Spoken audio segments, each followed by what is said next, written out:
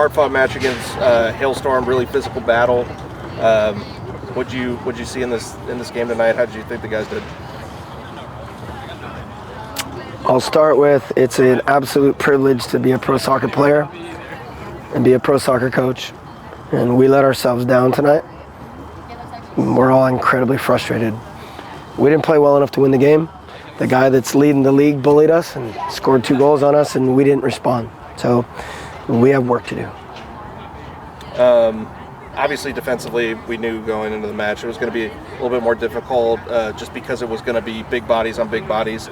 How did you feel, the back line perform tonight, and kind of how did that matchup look to you on the sidelines? Yeah, we have 0 shutouts, and that's starting to get annoying. We need to do a better job of keeping people off the board. We definitely need to score goals, and with Emiliano getting healthy and some other people getting healthy, we're going to start to create more stuff. But if we don't keep people off the board, we're not going to win games. So not good enough. In the first half, Tony had a couple really bright moments again on the left wing, being able to take guys on, take the ball into the end line. What did you see from him tonight? Really like Tony. Tony was a rookie that we went after, and I thought he created some stuff. He got onto the end line and all that, but it's not an excuse, but we're not fully healthy. And once those guys are fully healthy, we'll be more dynamic. But again, if you're getting 2 goals scored on you, it doesn't matter. And then speaking of guys coming back from injury, Emmy and Ani both getting to play more significant minutes tonight, getting subbed in the 52nd minute. What did you see from them as they both are working towards regaining that match fitness? Yeah, I mean, it's that simple. They're both very ready to start games, and it probably will be time to do that. I mean, we got to get some more competition in spots because we cruised too much tonight. We can't keep doing home games like this. We got to start competing the way we do on the road. We got to figure it out.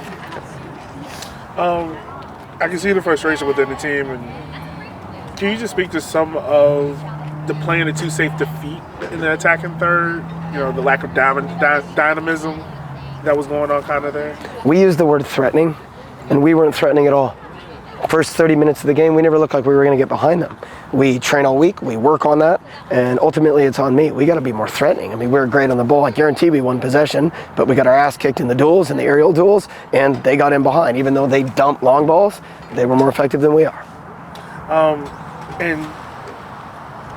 had a young player, Griffin Garnett. He had a mistake tonight that led to a goal. When you subbed him off, you had a moment where you were just talking to him. Can you just, if you're comfortable, can you just speak to what you were relaying to him and in those moments? Yeah, man, it's the 10,000-foot view that nobody talks about what we're trying to do in Richmond. Nobody knows what we're trying to do because nobody talks about it. We are trying to become a selling club, Elliot. We are trying to make sure that we develop the local players, and in order to do that, you got to play them against men. So a 17-year-old and Griffin Garnett, who's had a very good year. His duel rate, his possession on the ball rate for the year is as good as any center back in the league, if you can believe it. It's just unfortunate because other veteran center backs make mistakes, and you're like, oh, okay, it just happened, right? But you look at him and you say, oh, he's a 17-year-old. I trust Griffin. I think he's going to grow. These are the growing pains, but the only way he's going to reach potential is if we play him in games. And the back line tonight, unfortunately, did have their mistakes, but you talked about it in the pre-match interviews about how no-code was going to counterattack, and you had to be effective in those moments. How do you think the backline dealt with that, and also Shallow in goal tonight with some saves? I saw the line on the first goal. Shallow didn't see it till he shot it. Whether his angle was good or not, I'm not sure, but he didn't see it. Anytime a goalkeeper's reacting late, I'm not sure he could have made that save. Look, they dumped 2 long balls, and Rendon dribbled at guys 1v1, beat him, and scored. So I have to look at the video to really know, but it certainly wasn't good enough. A player beat us to score 2 goals when we were behind the ball. I think we had enough guys recovered that we should have done better. And lastly, just do you feel like some of the players were playing it too safe, looking to play it to feet versus trying to get it behind, because we saw some of that miscommunication on balls trying to go in behind? Look, when I was this age, there was actually younger, there weren't as many opportunities. It is an absolute privilege to be a pro soccer player. You need to use your maximum potential every day or somebody comes and takes your job, right? Coaches included. So were we playing it too safe? I'm not sure. We'll have to look at the video, but we certainly weren't threatening enough. Difficult game against NOCO, a team that was coming in on a little bit of momentum. How did the match play out from your eyes tonight? And what were maybe some positive? What are some takeaways to build upon in training next week? Yeah, honestly, of course, besides the result, that's not what we want. But I think the way that the team played in the first half, we controlled most of the game. We knew that we couldn't be a transitional game because, of course, they're very fast, they're strong, they're good at counter-attacking. The heat also had played a factor. I think we controlled the game until, of course, their goal came, and it was tough emotionally to take it in. I think the second half we responded, especially towards the end of the second half, much better. Some positives, of course, still the same mistakes that happen, and we have to correct it. Tonight, Tony got his first professional start out on the left wing. Had some really positive momentum out there too. Playing 1-2s with you, playing 1-2s even with Dakota when he pushed forward, being able to take the ball all the way into the end line and cross it in. What did you kind of see from him? What did he bring to the game tonight? Yeah, no, I think Tony has been progressing since he came back from the injury. I think he's a player, I would say, towards the end of the year, even next year, he's going to be one of the top players in the league. And he just needs more games, more minutes, more experience, and he's getting that. But of course, he's someone that brings something completely different to the front three, and something that we don't have right now. So yeah, I'm very happy that he's on the field. I'm very happy to get that relationship going with him. And then tonight, around the 52nd minute, Coach Sawatzky made a quadruple change to kind of switch things up. Got to see Nathan Ani and Nil Vinyals both come in and kind of play the most significant minutes that they've had since they're coming back from their injuries. What did you see from them tonight as they kind of continue to work back that match fitness? Yeah, of course, the more minutes they can get and the fear they can get throughout these games, it's so important for us. They're both key pieces for our team, both defensively. Ani, of course, Emi, I don't even have to talk to about him, but we need them back. And I think now that we're getting all these players back from injury, we're more consistent. There's more competitions for spots, and hopefully that brings the level up for the whole team. And then the kickers really owned possession in the second half. There was a lot of opportunities to just continue to put pressure on NoCo.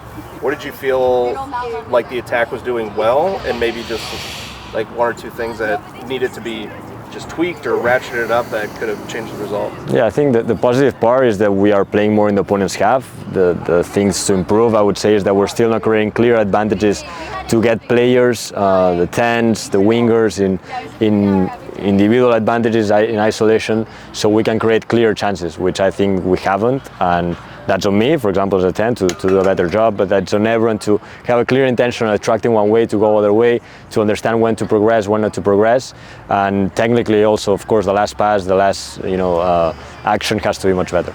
And then lastly, I think this is the first time I've gotten to talk to you since you made your 100th cap a couple games ago. Tonight you were presented with a jersey by the River City Red Army. You got to have that moment with your mom, who's traveled into the country. Yeah. What did that moment mean to you, having been here now for 4 seasons, and to reach that milestone? It's so hard for a lot of players to reach. Yeah, I mean, it's an absolute privilege. I feel like Richmond has given me, an opportunity to develop as a player and to develop as a person outside of soccer.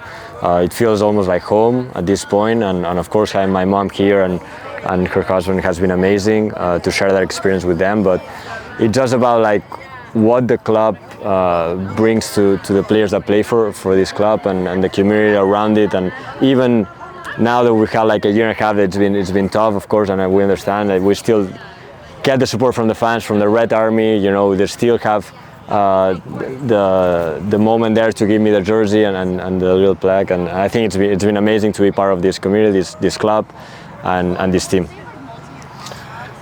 We've heard some of the frustration from players and coaching staff of the lack of attack or threat in behind. Do you feel like at times some players might have been playing it too safe to feet, trying to make opportunities happen versus just taking a risk and making something happen? Yeah, I think there's a balance there, no? Of course. I think it goes back to the last question of when you have very clear understanding of what you're looking for and the advantage that you're trying to create, then it's easier to take those risks. When that doesn't happen, and when we still need to improve on that, then you're second guessing yourself on the last pass, on the last run, and there's clearly a lot of room for improvement on being on the same page, both from the guys that give the last pass to the guys that make that last run. You saw Tony get his first start tonight, and there were a couple of moments where you could see like he was getting frustrated because the ball wasn't coming directly to him. And you had a moment where you talked to him early in the first half, kind of was directing him to kind of calm down.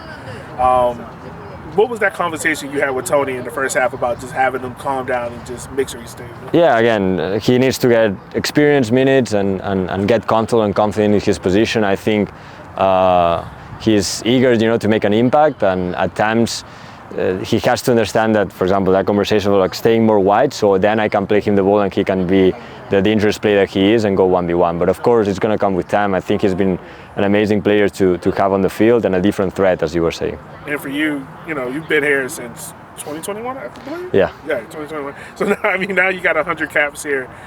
For your experience here and knowing how special it is to have 100 caps here at the club and the other players that have reached 100 caps, how special is it for you to have that milestone? It's amazing. Like, if I reflect on my journey coming to the US, it's been 10 years now in the US. I came when I was 17, left very early and very young, and my progression, of course, Tormenta gave me the opportunity to first play professional, but I think this is the place where I really found myself as a player again, found my qualities, allowed me to grow, to have such an important role in the team and in the community. And I think both on the soccer side of things, of course, I've grown a lot. 2022 was an amazing year where we won the championship after so long. And the most important thing for me is the support that I have from the Red Army, from the supporters, even when the results are not coming, and I think it's the hardest thing to do. And the last question I want to ask you, of course, we have the game with Lionbridge coming up on Wednesday, but after that, it's quickly turned into the Derby, Henny Derby, and you know how important that game is to supporters. Do you feel as if other players in the locker room know the importance of that Derby and knowing how important a win is in that Derby for this team? Yeah, I feel. Of course, the veterans know it more, and it's our responsibility to make sure that the young kids and the first-year players are aware of how much it means to us, to the supporters, to the Red Army, and of course, it's going to be a special game that we want to make sure that we get that winning streak back up here at City Stadium. So just to get started off, Chandler, obviously difficult match tonight against Northern Colorado. Really physical match. Looking at the stat sheet, you're very involved tonight. A lot of duels, a lot of tackles, possession won. What did you see tonight playing both on the forward line and then when Darren made that change in the second half coming in, maybe slotting more in the midfield? What was your perspective tonight?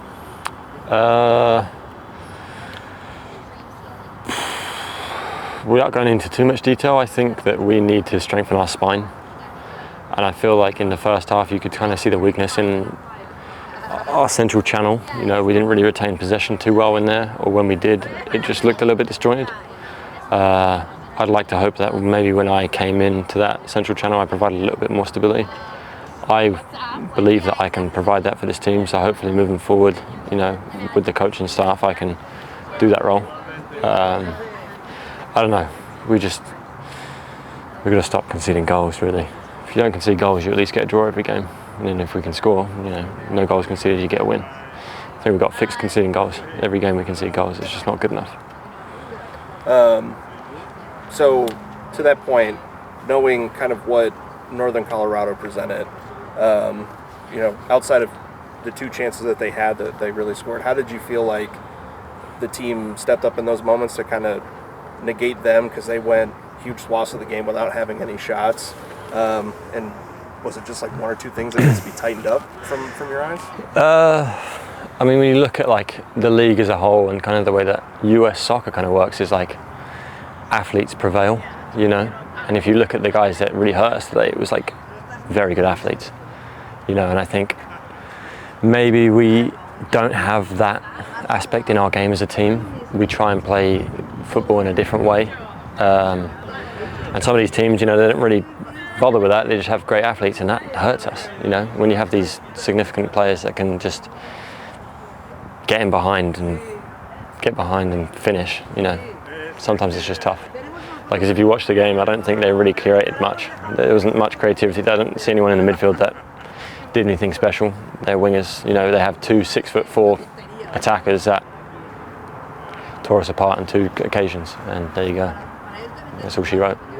And then, being on the forward line in the first half, Tony Pineda got his first start tonight. What did you see from him as you guys were trying to link up and create those chances? Obviously had a pretty active night, getting to the end line, trying to cut in, create some space for you guys. What did you see from him, and how do you guys feel like that connection can continue to evolve? I'm pretty sure Neil probably said the same, but Tony's just coming back from injury.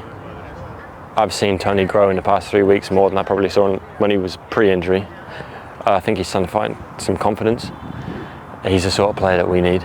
You know, we need a guy who's going to put his head down and get past people. Kind of like that athlete I was just talking about. Someone who you give him the ball and it's like, okay, now we've got some excitement. He provides us that, you know. Now if we can just strengthen the connections around him and he can get his fitness up where he can play 90, then I think things are going to start getting a little bit better for us. Chandler, tonight you were part of that far line, so I'm going to ask you a question. I'm not trying to be rude, but there was a lack of penetration or getting in behind. Do you feel like that played into NoCo's hand with that sit deep and counter-attack system that they like to play with? I mean, if you watch me, I'm not the paciest player, so I'm never really going to be a threat in behind. I felt like I was trying to drop in a little bit and try and get on the ball because I you know, naturally a midfielder. So when we weren't retaining the ball too well, I kind of wanted to drop into the pocket and get the ball and try and link up the play a little bit more. In terms of getting in behind, you know, I think we could have done a better job. I think sometimes we're afraid to play a diagonal ball when a diagonal ball is the hardest ball to defend. I think when you've got pacey guys like Adrian and Tony, you know, if I'm a centre back and their line is static, I'm playing it in behind. That then forces them back, and then that gives the guys like Neil time on the ball to do his magic, you know. I just think for some reason we don't do it. And as you mentioned earlier, you seem very eager to play in that midfield and help with retain possession and progress the ball forward. In that midfield spot, you played it more so in the second half. How do you feel like you did rating your own performance and spilling out the ball to players in more dangerous positions? I think I bring something different to this midfield that nobody other player does. I think that I provide an aerial ability that nobody else does. So you could see that a few times in the second half when I'm winning headers. When if that was not putting anyone down, it's just I'm a 6'2.5" player who knows how to head a ball.